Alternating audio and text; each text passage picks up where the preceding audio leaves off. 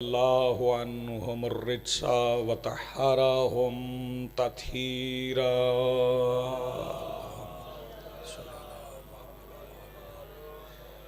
वलानतुल्लाहि अला आदाइहिम व मुनकरि फ़ज़ाइलिहिम मिन यौमिना हाज़ा इला यौमिद्दीन।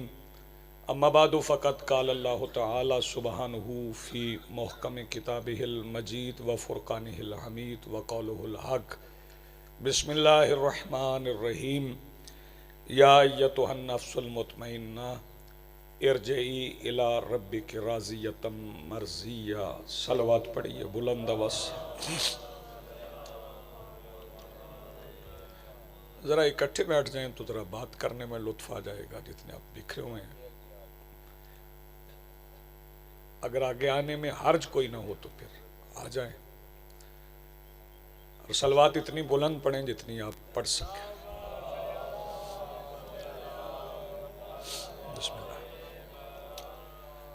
आज की सफ़े अदाए सफ़े इंतज़ार और इस पर हाजिर बिला तफरीक मज़हब व मिल्लत व मसलक व नज़रियात व अक़ायद करबला की रेत के टीला के मेंबर पर तशरीफ़ फरमा ख़तीब नज़रिया तौहीद के इस्तगासा पर लब्बैक कहने वाले गैरतमंदों के दिलों में मौजूद हरारत विलायत अमीरुल मोमिनीन के वसीला से दरख्वास्त गुजार हूँ अपने उस वारस के हुजूर जो पर्दे गैब में शाह सवार वादी नूर की हैसियत से मौजूद है कि कायनात का वो मुतलकुल अनान मुदब्बिरुल उमूर अपने रुख से हिजाब गैबत हटाए और काबा की छत से अपने पहले ही खुतबे में कायनात को समझाए कि अली कल भी वाजिब था, अली आज भी वाजिब।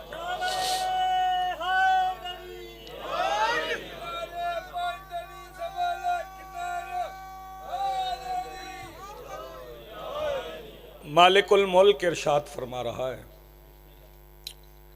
कि इत्मीनान वाले नफ्स पलटा अपने रब की तरफ। किस हालत में? राज़ियतम मर्ज़िया। तू मुझसे राजी, मैं तुझसे राजी। कुरान चूंकि अल्लाह का कलाम है और तर्जुमे से समझ नहीं आता,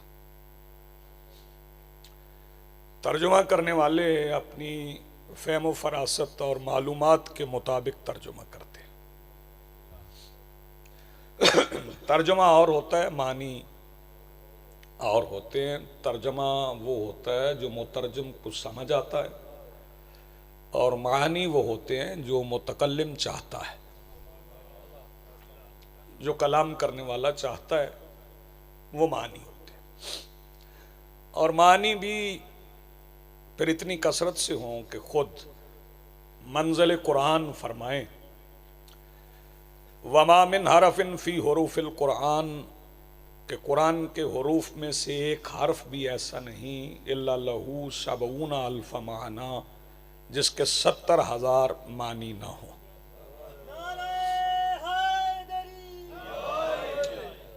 ये हर्फ के मानी है, लफ्ज़ के नहीं।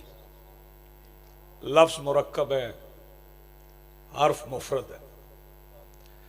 जब मुफरद के इतने मानी हैं तो मुरक्कब के मानी कितने होंगे? तो फिर कुरान की कोई ख़ुद तावील करे, जब कुरान ख़ुद कह दे वमा यअलमु तावीलहु इल्लल्लाह वर्रासिखून फ़िल इल्म, के इसकी तावील कोई नहीं जानता सिवाय अल्लाह के और उनके जो इल्म में रासिख है, उनके सिवा इसकी तावील कोई जानता ही नहीं। तो फिर ये जो अलकाबात दिए जाते हैं ना, फ़ुला मुफस्सिर कुरान, फ़ुला मुफस्सिर कुरान, फ़ुला मुफस्सिर कुरान, तो ये अज़हान आलिया में रहे कि मज़हब हक्का में अलकाबात अवामी नहीं है, अवाम के लिए नहीं है। लक़ब बंदे नहीं दे सकते, लोग किसी को लक़ब नहीं दे सकते।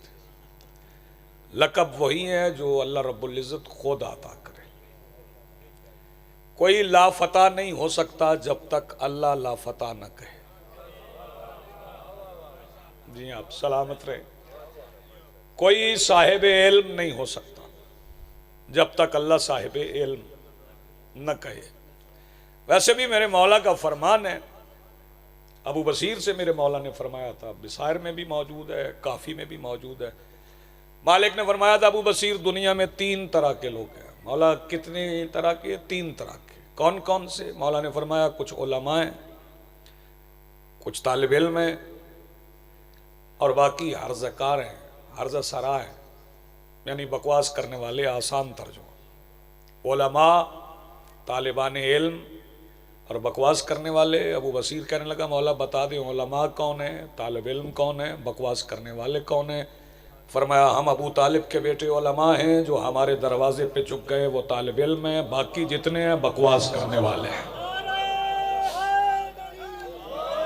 या अली।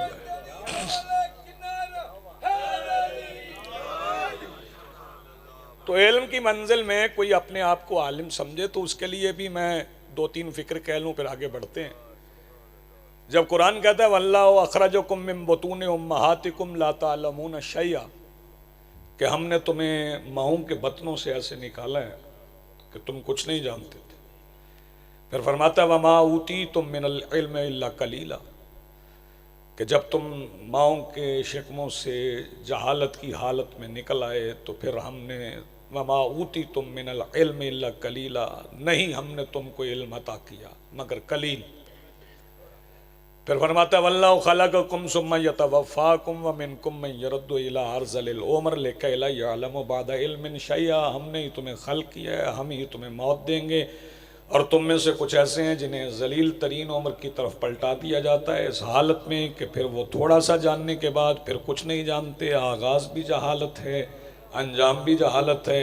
जब आगाज़ और अंजाम जहालत हो तो फिर मुकाबला उनसे नहीं हो सकता जो आते हुए कुरान पढ़ें और जाते हुए कहें कलम दो हम तुम्हें कुछ लिख देते हैं। या आप जिए सलामत रहें, आपकी ज़िंदगी बहुत अच्छा आप सुन रहे हैं। सो तावील तफसीर ये किसी गैर मासूम का इस्तेकाक नहीं है, ना इसकी की जा सकती है। तो फिर मालिकुल मुल्क ने जब फरमाया कि इत्मीनान वाले नफ्स पलट आओ अपने रब की तरफ इस हाल में कि मैं तुझसे राज़ी तू मुझसे राज़ी, बस तर्जुमा ही ले लो तो इसी से बात समझ आ जाए। जो अल्लाह को राज़ी करने की कोशिश करें हम उन्हें रज़ी अल्लाह कहते हैं। थोड़ा बोलें लेकिन बोलते नहीं बहुत ज़्यादा। मैं बंदे कहते हैं ना जी बोलना वाजिब है, तो ये लाउबाली सा फिक्र है, लाउबाली तौर पे बंदे कह देते हैं बोलना वाजिब है। पढ़ने वाला वाजिब कैसे कर सकता है? आप बोलें तो भी मजलिस में, ना बोलें तो भी मजलिस में। मकसद तो इस बात से है कि जो मैंने कहा वो आप तक पहुंचा कि नहीं पहुंचा, और दूसरी बात यह है कि क्या जो मैं पढ़ रहा हूँ वो मेंबर के तकाज़ों के मुताबिक है या मजलिस की मुखालिफत में। और तीसरी बात यह है कि जो मजलिस से अज़ा में आए हैं उनका मकसद क्या है, मजलिस से लेने क्या आए हैं? सिर्फ सवाब।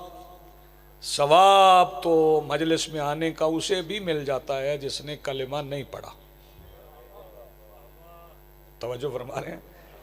मजलिस आइए जी बिस्मिल्लाह। मजलिस में आने का सवाब उसे भी मिलता है जिसने कलिमा नहीं पढ़ा, उसे भी मिलता है जो शिया नहीं है। तो फिर आप क्या लेने आए हैं? शीयत समझे पहले, शीयत क्या है, शीयत कहते किसे? आओ जी बिस्मिल्लाह।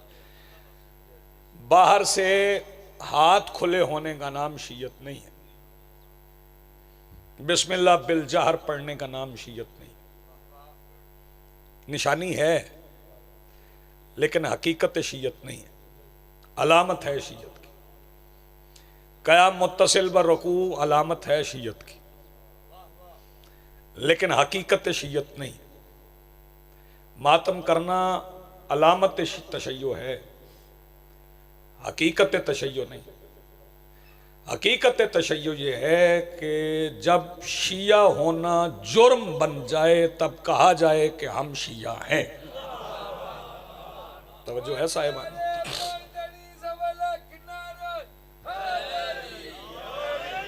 अच्छा, किसी को हाथ खोलने पे एतराज नहीं है, इस पे भी मिल्लत मुस्लिमा का इजमा हो गया। रसूल पाक ने सजी खोल के भी पढ़ी, बांध के भी पढ़ी, इजमा हो गया ना। तो फिर हाथ खोलने पे भी तो इख्तलाफ नहीं है ना। बिलजार पे भी इजमा हो गया कि आहिस्ता भी पढ़ा और ज़ोर से भी पढ़ा, बुलंद आवाज़ से भी पढ़ा। इख्तलाफ किस बात पे हुआ? आए सुन लें, एक फ़िक्रा कह रहा हूँ। इख्तलाफ इस बात पे है, और वह इख्तलाफ मदीने में ही खुल गया था। मदीने में इख्तलाफ इस तरह खुल गया था कि जिसके आखिरी खुतबे में 1.25 लाख बंदे थे, उसके जनाजे में 9 बंदे थे। मैं देख रहा हूँ, मुतवज्जे हैं आप। जिसके आखिरी खुतबे में 1.25 लाख थे, उसके जनाजे में सिर्फ 9 थे। वजह क्या थी? वजह अलीयुन वलीउल्लाह। तवज्जो फरमा रहे? वजह क्या थी? विलायत अमीरुल मोमिनीन। और विलायत अमीरुल मोमिनीन क्या है? तवज्जो, विलायत अमीरुल मोमिनीन पे मैं एक बात कहूँ और फिर आगे बढ़ता हूँ। एक मौला के नौकर हैं, नाम उनका है अमर बिन वाहब। अमर बिन वाहब बड़े मारूफ हैं, बड़े मशहूर हैं। लोगों को नाम नहीं आता, लकब आता है। नाम अमर बिन वाहब है, लकब बोहलोल है। बोहलोल के नाम से बंदे उन्हें जानते हैं, और बोहलोल के मानी है हाजिर जवाब। ये बहलोल कहते हैं हम, हालांकि बहलोल लफ्ज़ जो है वो संस्कृत की है, और बोहलोल जो है वो अरबी की है। बहलोल उसे कहते हैं जो लायानी हरकतें करे, और बोहलोल उसे कहते हैं जो हाजिर जवाब।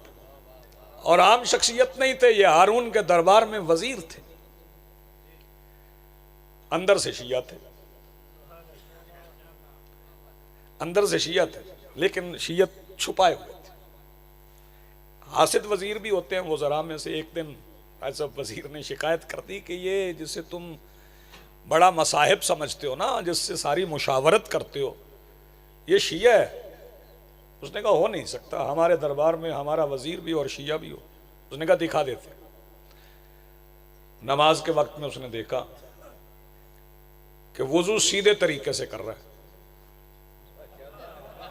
आप सुन गए, मैं पढ़ गए हूं। उसे पता चल गया शिया है। उसने कहा बुला लो इसे। बुला लिया। मैं कहा पता है शिया होने की सजा क्या? उसने कहा क्या है? उसने कहा मौत। बोलोल ने कहा फिर मैं शिया हूं।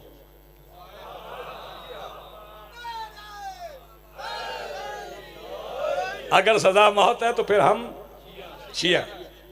उसने कहा कल तुम्हारा सर कलम कर दिया जाएगा, जाओ बच्चों से मिलाओ, वसीयत करो।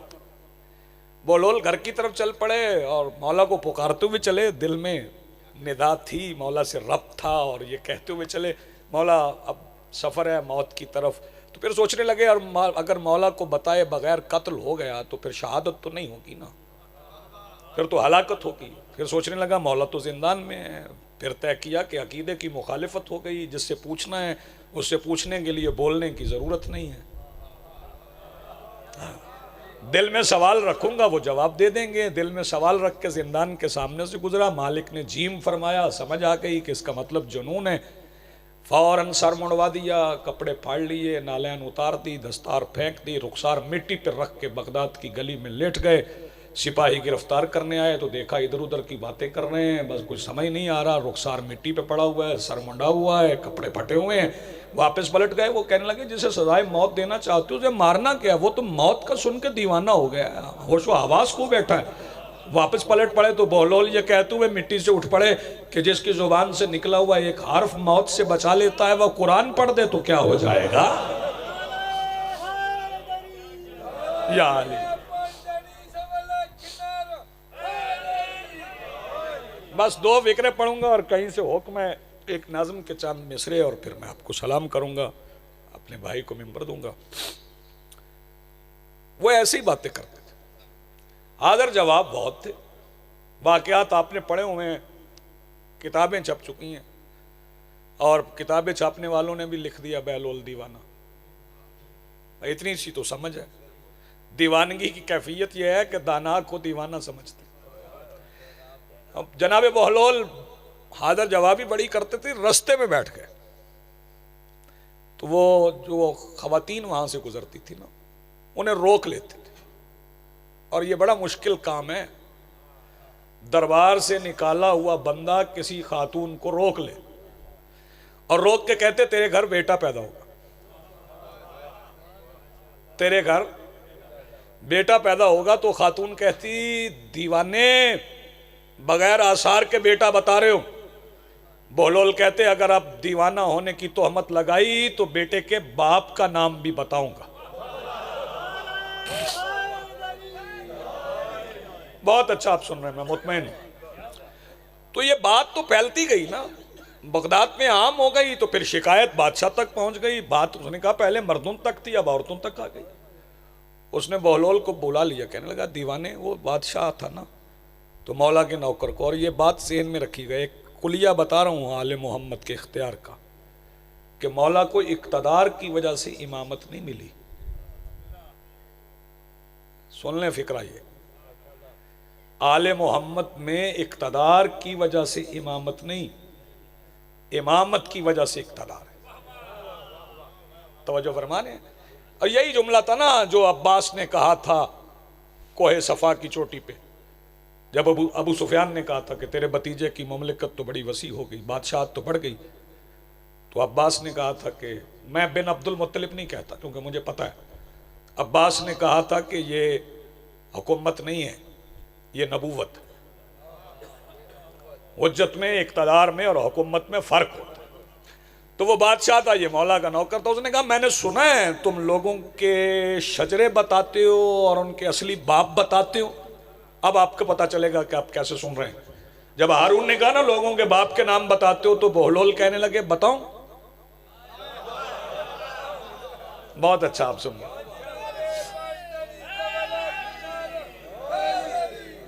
एक मुश्तरका नारा लगा दे, हैदरी। उसने कहा नहीं नहीं नहीं, मैं अपना नहीं पूछ रहा, मैंने सुना तू शहर वालों के बताता है। तो बहलोल ने कहा जानता हूं तो बताता हूं। अब देखिएगा विलायत अमीरुल मोमिनीन का मौजज़ा क्या है।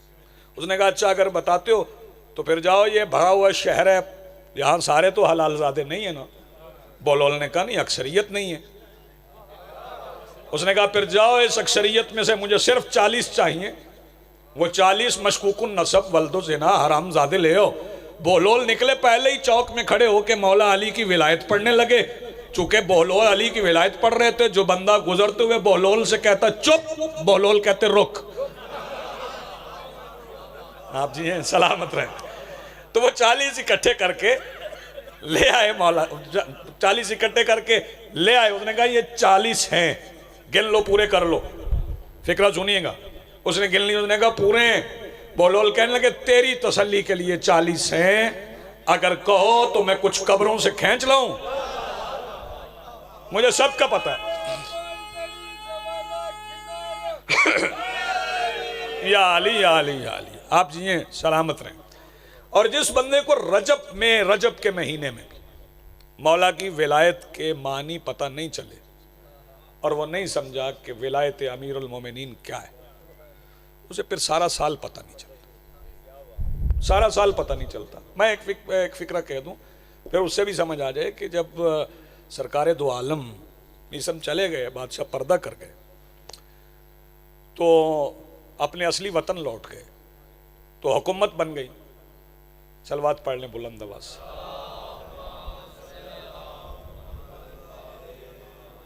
फिर सलवात पढ़ लें।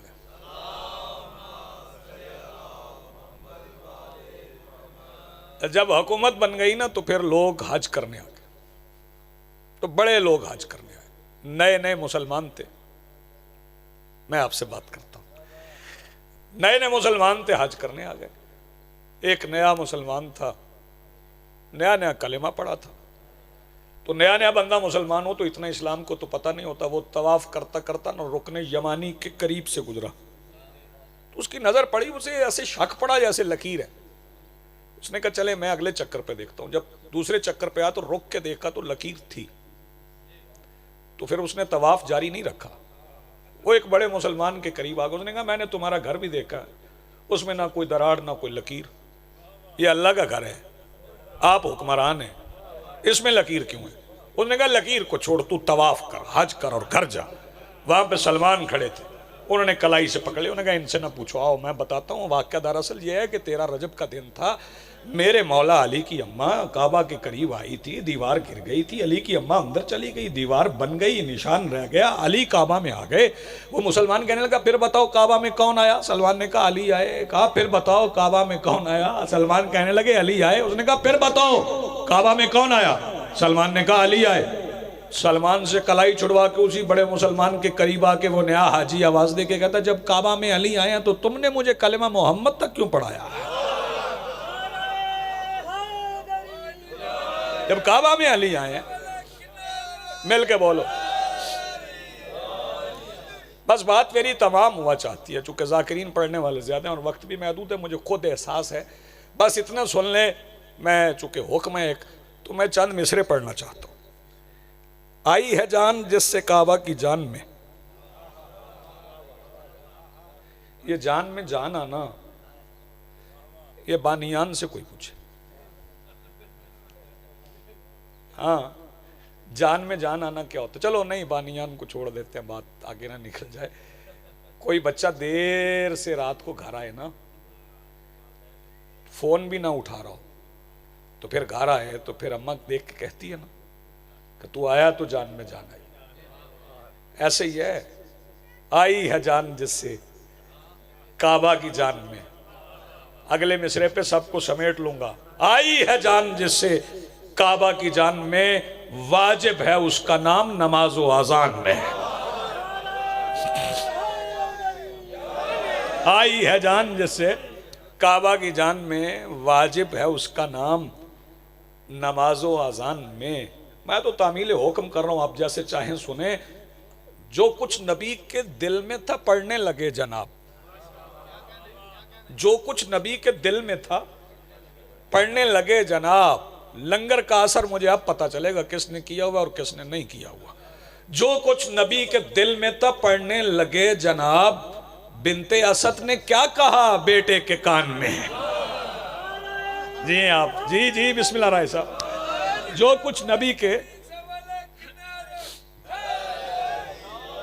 जी बिस्मिल्लाह, जो कुछ नबी के दिल में था पढ़ने लगे जनाब। बिनते असद ने क्या कहा बेटे के कान में? और जब से कयाम कर गई बिनते असद यहां, 3 दिन तो रही है ना काबा में, तो उसे कयाम ही कहूंगा ना। तो ये 3 दिन काबा में कौन था? कौन कौन था? आओ मैं बताऊं, लुत्फ लीजिए। 3 दिन काबा के अंदर अली की अम्मा थी, अली थे और अली था। जब से कयाम कर गई बिनते असद यहां, तब से खुदा का घर है खुदा की अमान में। मिसरा खा गए आप। तब से खुदा का घर है खुदा की अमान में। आप ना होते मीसम तो मैं ये मिसरे न पढ़ता। फुज तो कहा है काबा ने 13 रजब के दिन।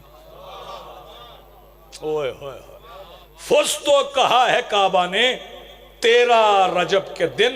मैं कामयाब हो गया हूं इम्तिहान में। मिलके बोलो हैदरी। फुज तो कहा है काबा ने 13 रजब के दिन। मैं कामयाब हो गया हूं इम्तिहान में। वैसे तो चारों समत से किबला है वो मगर, वैसे तो चारों समत से किबला है वो मगर, सजदे सिमट रहे हैं बस एक निशान में। मिलके बोलो हैदरी। सजदे सिमट रहे हैं बस एक निशान में। और आखिरी 2 मिसरे सुने। मुंह में जुबान दे के ये कहते रहे रसूल। हाँ, ये तो आपने सुना हुआ है ना, अली को जुबान चुसाई। मुंह में जुबान दे के ये कहते रहे रसूल। है जायका वही का खुदा की जुबान में। मिलके बोलो हैदरी। वो लिसानुल्लाह, वो ऐनुल्लाह, वो वजहुल्लाह। तवज्जो फरमा रहे हैं।